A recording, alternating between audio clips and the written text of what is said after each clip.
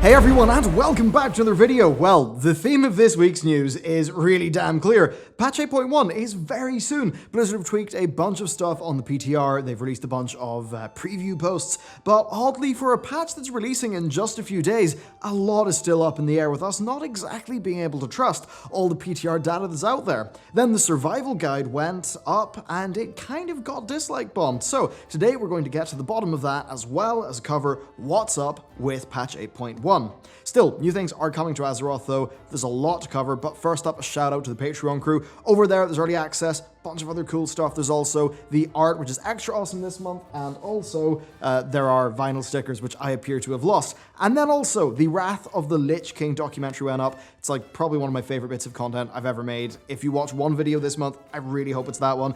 As much as news and stuff is fun, stuff like that's really what I care about a lot. So yeah, thanks to the Patreons, and I hope you enjoy the Wrath of the Lich King documentary. With that, let's get into the news. We'll start off with a nice little light one, Paragon Boxes. So, while the few surviving Stormdrake hunters from Legion were able to successfully get Paragon Boxes banned under the Geneva Convention, the mechanic has returned for Battle for Azeroth. Now, these work in much the same way. If you are exalted with a reputation, then you'll get a repeatable 1000 reputation bar. Each time you fill the bar, you get a box of loot. Now, this will contain some war resources, some Azerite, plus a chance at some extra rewards. Now, they're not limited to just toys and pets. There's also some new inscription recipes, one for a water elemental skin, and then reputation contracts for the 7th Legion and Honorbound. Now that said, Blizzard got the memo from players that they did not enjoy mounts being in the Legion version of the Paragon Boxes, so it's good to see that that's not happening again. Overall though, I just hope the Blizzard make these rewarding enough. I hope they have a good amount of gold, resources, and Azerite. Sometimes those incidental rewards in the game feel a little bit stingy.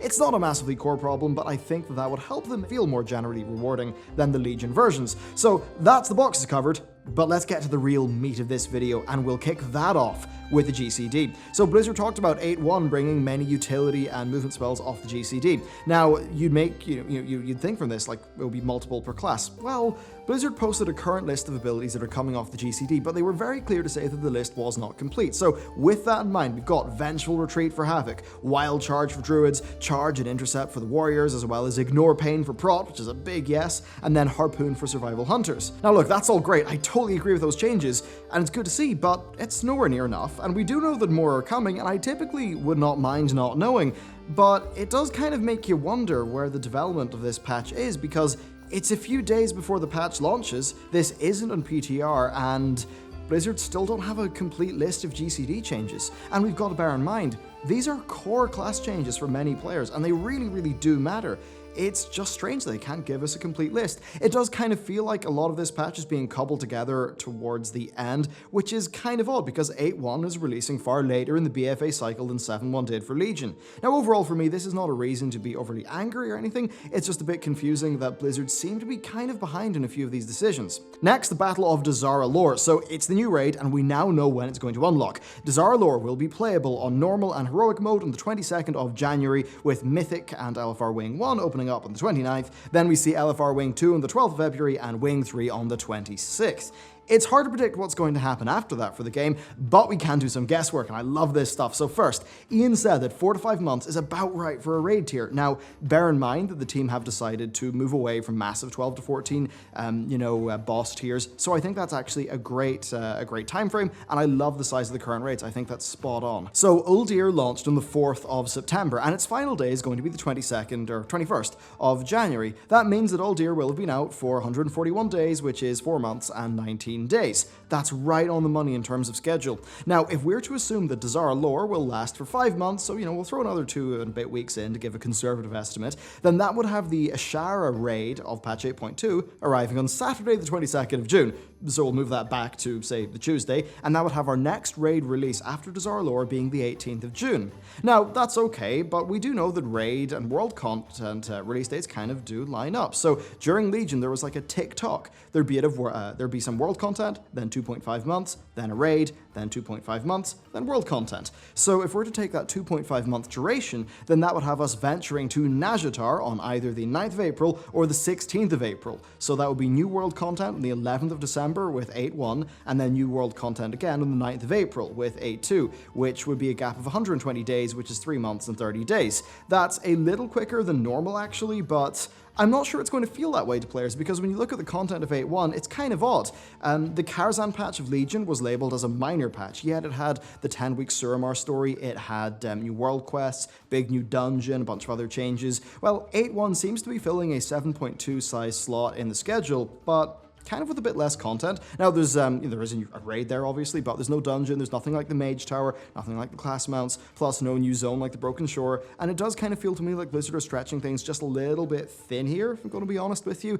Now, we'll have to see what the war campaign brings, but from seeing the Wowhead videos, it does appear to be more of the same, so a bit less than the Suramar stuff. Now, yeah, I suppose I'm a bit worried that world content won't be able to hold the fort for long enough. And it also does feel a little bit late. And when you look at the comparative release dates of 7.1 and this, it kind of seems late. Now, they did want it to come out a bit later because they felt like 7.1 was too short, but it seems to me that this would have been ideal for like the week after BlizzCon. But I'm kind of assuming that the changes that were a reaction to the launch, such as the expeditions and, stuff like that, I think that they are what has bumped this patch back pretty much a month.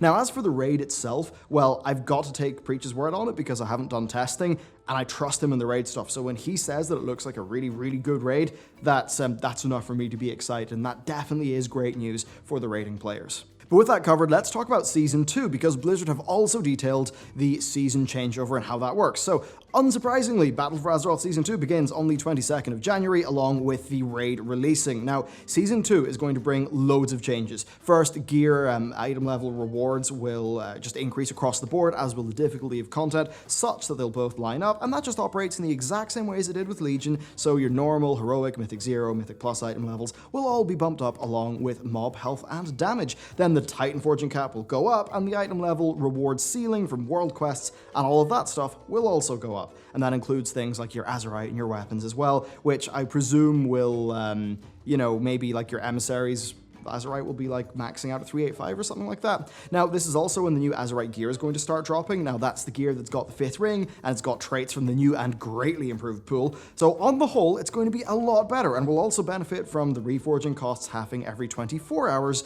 and us all getting a cost reset on patch day.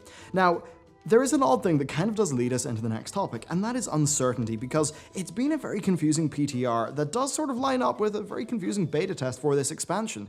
During beta, it was kind of hard to know what was intended, because things would change a lot, but Blizzard wouldn't really do posts to tell us why, or really what their design goals were, and this meant that it was very hard to provide feedback on systems because we didn't really know the big picture. Now, I would overall think that the fallout from these sort of weak communications is what did most of the damage for BFA, because sure, Blizzard might make a whoops, that's totally normal, but if communication's good, then we can work with them to make things better. Well, when players don't really know what Blizzard want out of their systems, it's kind of hard to give feedback. Now, 8.1 has been kind of similar. Take those GCD changes. It's a little crazy that they can't provide a list that's, a full list of changes a few days before the patch comes out. Like, at this stage, it would be kind of nice to have, patch notes or something like that. It does just feel like things are a little bit rushed and chaotic. Now, their preview posts are fine. They're great, but they are kind of lacking in details. Assaults give you an XP buff. How much XP? We have the new Azerite currency, but right now there's the blue post explaining, from a few days ago, but before that, on the PTR, we had some really strange numbers, and they seemed strange for weeks.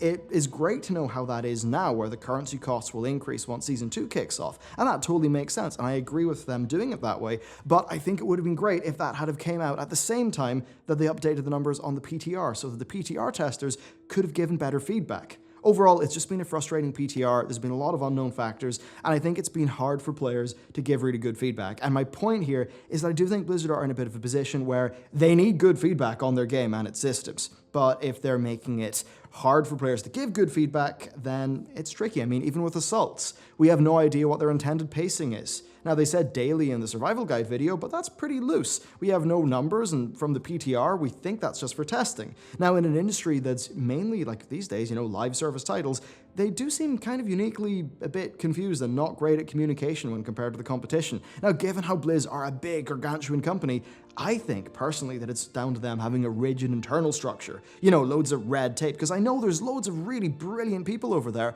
but sometimes I just don't think their output is, up to what I think they can do. So perhaps their management needs to cut some red tape to let their staff be a little bit more free to communicate with players and testers. Okay, so would not be a week of Warcraft without a bit of a drama, so let's break down the response to 8.1. Honestly, I was a little bit surprised when I saw the survival guide video be downvoted so hard, and I asked people on Twitter what they thought. The responses were the quality of the game, its systems, the nature of the 8.1 content, and then brigading and hate mobbing. And I found the latter point kind of interesting because I do think that it can be popular to dislike something, and indeed there can be a social incentive to continue not liking something and doing so loudly. But I also think that effect is basically just an amplifier on something that's already there, on a dissatisfaction that already exists. I don't think that people are hating on BFA purely for the sake of doing so. I mean, some people will do that, but I think it's probably not a statistically significant number, and if we overemphasize the role of the crazies, then I think we give ourselves an intellectually lazy way to discount criticism, and in the process of doing that, we then make ourselves blind and unable to improve. I mean, from my personal experience creating content, I can say that, at least for me, not all good feedback is polite, and not all polite feedback is good. Now, it's fair to say that the effects of strong negative feedback being popular, I think they are more pronounced than normal. Diablo Immortal was not handled great by Blizzard. They just let it fester. They didn't openly talk about what happened. As for BFA, well, it still is the case that there are many problems in the game that were first pointed out in beta. And credit to those who did point them out, because they sure as hell copped onto that faster than I did. Now, if I was to think back, it was probably down to me just kind of having hopes in those systems and there'd be a more full picture towards the end of beta, but that didn't really happen. We didn't really get max level PvE pre-mates to test the endgame content. Now, as for that chunky dislike bar on the survival guide, well, from my perspective, much of it seems kind of legitimate. I think Blizzard have made iterative updates and improvements to things that players in many cases wholesale reject. Now, that's an uphill battle that the dev team are going to have to grapple with. Many just don't like Azerite because of how it came at the cost of their classes. Not getting new spells and having talents and stuff basically be put into Azerite as an external reward system. Now, the acquisition changes are great, and I wholly believe that this is a better version of the Azerite system, but it's not fundamentally different in its nature, so to the players who look at their classes and they feel sad, 8.1's not really going to help. Azerite perhaps inadvertently managed to handbrake turn the game in a direction away from where those players wanted it to go. Now, as for other things, well, I think islands have been a bit of a dud. By all accounts, the new ones are pretty decent, and the broad changes are great, and the reward changes seem great too. But that said, they're still islands, so it's a gameplay experience that people kind of know of. It's not transformatively different, so while the changes are welcome, I don't think it's going to massively excite players who dropped them out of the expansion, or cause them to change their minds. As for the Warfronts, well, it's just another Warfront. And it's really funny because I was looking back at Wintergrasp for my Wrath doc. Now look, I played Wintergrasp in the day. A balanced mess is what it was, but I think it managed to pull off the Warfront fantasy quite a bit more effectively. I think that's because it was less scripted and less, it wasn't instanced, and that made it feel kind of real. Warfronts don't, and I think that's why adding another one just doesn't really excite people too much. They're not particularly fun, and while I have actually got some hope for the heroic mode, the difficulty for the current one's not really going to excite people. Then as for the assaults, they are just more quests. Now, they will make BFA leveling a bit more fun, and they'll break up the pace there, and I think they are significantly better designed than their Legion counterparts. So these are all positive things, but at the end of the day, they're just not a new place to journey to or a new type of gameplay experience. And I also think the Blizzard, as I said, are maybe trying to fill a 7.2 sized gap with a 7.1 sized patch that just has a raid on the side. And that's going to be challenging because I don't really see something equivalent to the Suramar campaign in the War campaign. Now, of course, 7.1 was described as being a minor patch, while 8.1 is being described as a major patch, so, a 5.2 instead of a 5.1. Now, I'm not super sure what to make of this currently, and I suppose I'm just a little bit worried that the content won't keep people satiated until Nazjatar. And I actually suspect that Mechagon might have been delayed, because if patch 8.1 had a new area to go to and a new dungeon, I think it would be perceived as being a lot larger. It would give people somewhere new to explore, something that feels new. And I think that would have made people more excited. So overall, that's why I think the reactions to 8.1 have been the way that they have been. The patch is kind of like it's roster updates to existing systems and a slightly updated version of a Legion system, plus some iteration on systems that a large segment of the player base happen to disagree with on a first principles basis. So it's a very challenging place for the team to be in, and I guess on a more personal note, I feel bad for them because, you know, they're breaking for the holidays now, and they're going to the holidays with the knowledge that they've had a rough time at work, and their job's not going to be easier when they get back. Now, I can't let that override my criticisms of their output or cause me to run defense of them, but I think it is just worth keeping in mind the human element and what's going on from the other direction, because I'm pretty sure that they're not thrilled about how all of this is going, and it probably is the case that this is a larger negative influence on their own personal lives than it is on ours, because this is something we do in our spare time. But for many of the devs, this is something they do in work and then also when they go home. So to have that thing be not in a great, position, I think, there is a bit of a role for empathy there when it comes to the developers. And I'm all for criticizing the game very stridently when it comes to its ideas and stuff like that. But sometimes, it does descend into not the most productive things, calling people out and stuff like that. And I just don't really think that helps.